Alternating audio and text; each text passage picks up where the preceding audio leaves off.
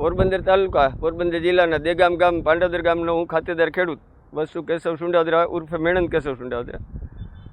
અત્યારે હાલ વરસાદની ખામીના હિસાબે આ બરડા વિસ્તારમાં વરસાદની ખામી છે એના હિસાબમાં અત્યારે માંડવી એકવાર વાવી લીધી. આગોતરા જે માંડવી વાવેલી છે પોરવીને જે ખેડૂતને પાણી હતા અને સારી એવી માંડવી થઈ ગઈ, એને અત્યારે પાણી નથી, એને બી નુકસાની છે.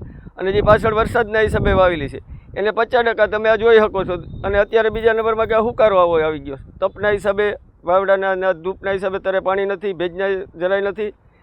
એટલે ખેડૂને તમે ગણો તો 80-90% નુકસાન છે. ને અત્યારે જો વરસાદ થાય તો પોરબંદર તાલુકામાં આપણે ઢોર પૂરતું કદાચ ને આ મગોટું કહીએ અમે ખેડૂત, એ મગોટું થાય.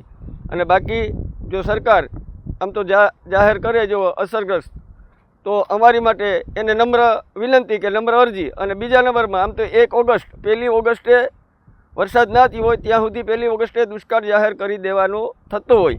પણ હાલ સરકારશ્રીને, અમારા મંત્રી, કૃષિ મંત્રીશ્રીને, અમારા ધારાસભ્યને નમ્ર અરજી, નમ્ર વિનંતી કે અમને પોરબંદર તાલુકાને, પોરબંદર જિલ્લાને આગોતરા વાવેતર છે, પાછળના વાવેતર છે, બધાને અસરગ્રસ્ત જાહેર કરી અને મેળવી અને અસરગ્રસ્ત જાહેર કરે એટલી મારી અરજ અને નમ્ર વિનંતી.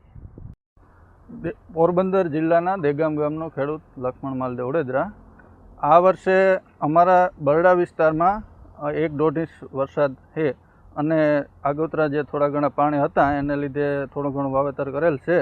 પણ હવે આ વરસાદ ખેંચાતા અહીંયા થોડોક હુકારાનો પ્રોબ્લેમ અને આ બધી ઉગી માંડવી થોડી ઘણી એ પણ જવાની તૈયારીમાં છે.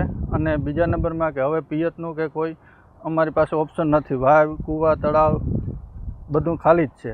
એટલા માટે ઢોર માટે, માણા માટે બધું જો સરકાર કંઈ આમાં અમારી મદદ કરે અને દુષ્કાળ જાહેર કરે તો થાય છે. બાકી તો જો વરસાદ થાય તો પણ આમાં થોડો ઘણો કૂસો કે ઢોરનું એવું થાય છે.